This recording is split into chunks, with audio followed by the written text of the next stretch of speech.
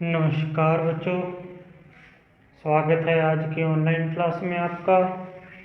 तो अब हम करते हैं आगे प्रश्नावली 2.5। तो 2.5 देखो, इसमें हमें दशमलव की कुछ संख्याएं दी हैं और इन संख्याओं को अपने बताना है कि इनमें से कौन सी संख्या बड़ी है और कौन सी छोटी है। अपने को दो संख्याएं दी होंगी दशमलव की पॉइंट वाली, उसमें से देखते हैं किस हिसाब से या किस तरीके से अपने क्वेश्चन हल करने हैं। तो थोड़ा सा ध्यान से देखना है। इसमें देखो, पहले आपको थोड़ा सा बेसिक बता देते हैं कि इसमें जैसे अपने को दशमलव की संख्या है, जैसे 1.3 आ गया अपने पास और एक संख्या है 1.5। तो इसका तो हमें डायरेक्ट पता ही है कि कौन सी संख्या बड़ी है। हमें पता है कि 1.5 बड़ा है, ठीक है, ये बड़ा हो जाएगा। यदि अपने पास ऐसी कोई संख्या दे दी जैसे 0.5 है और इधर है 0.7, तो भी हमें पता है कि ये संख्या बड़ी है, क्योंकि हम यदि इधर से अंक देखें तो ये संख्या बड़ी है, ये छोटी है, बाद में 0 है और इधर भी 0 है, बाकी सब सेम है। तो जिसमें जो अंक उसी स्थान का जो अंक यदि बड़ा है तो संख्या बड़ी देख लेंगे अपने। लेकिन अपने पास यदि कोई ऐसी संख्या आ जाए कि जैसे यहाँ पे दे दिया 4, 3 दे दिया, और यहाँ पे है 0.5 और यहाँ पे 0.4 पे। अब इसमें से देखो हमें कैसे पता लगाएंगे। पहला अंक देखते हैं कि ये अपने पास 0 है, ये भी 0 है, बराबर है। यहाँ पे 5 है, यहाँ पे 4 है, ये 4 छोटा है, लेकिन यहाँ पे कुछ नहीं है और यहाँ पे 3 है। इसको 0.5 और इसको 0.43 पढ़ते हैं अपने, तो किस हिसाब से देखेंगे।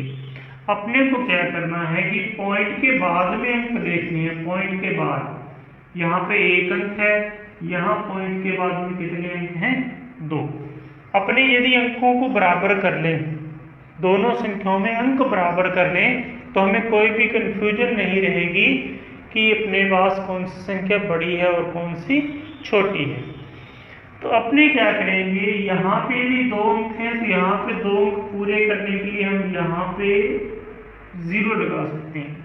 ध्यान रखना, डायरेक्ट कोई संख्या है तो उसके आगे 0 नहीं लगाएंगे। यदि पॉइंट के बाद में कोई संख्या है तो उसके बाद में 0 अपने कितनी भी लगा सकते हैं। 3 का ये तो 30 हो जाएगा, लेकिन पॉइंट के बाद में 5 है तो 5 0 अपने लगा सकते हैं। तो अब देखो यहाँ पे पॉइंट के बाद यहाँ पे 5 0 मतलब 50 एक तरीके से, लेकिन बोला नहीं जाता, 5 0 बोला जाएगा। और यहाँ पे क्या 4 और 3, तो कौन सी संख्या बड़ी हो जाएगी? ये बड़ी हो जाएगी। इस तरीके से हम आसानी से निकाल लेंगे कि कौन सी संख्या बड़ी है और कौन सी छोटी है। अब देखो, अब हम क्वेश्चन करते हैं कि 0.5 अथवा 0.05।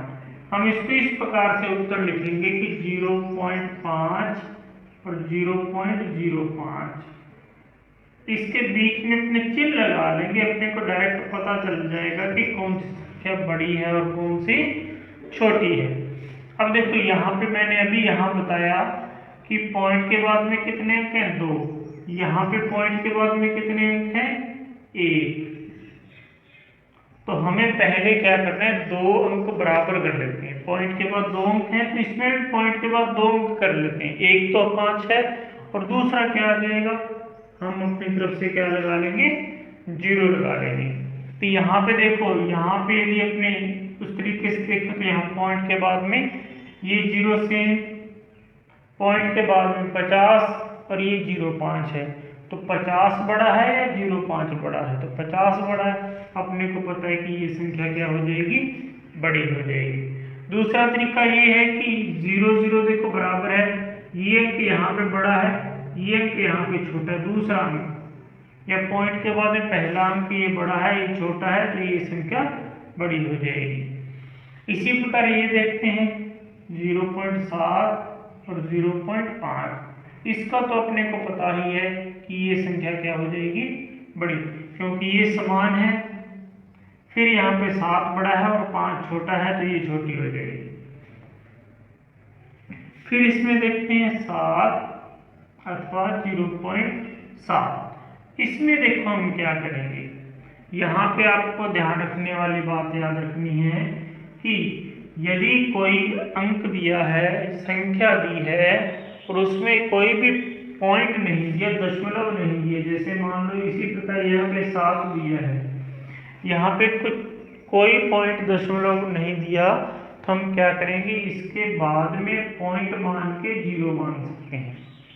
कोई भी डायरेक्ट संख्या जैसे कितनी भी बड़ी हो, जैसे 123 है, तो इसमें कुछ नहीं, तो पॉइंट बाद में लास्ट में पॉइंट मान के 0 कितनी भी मान सकते हैं अपनी।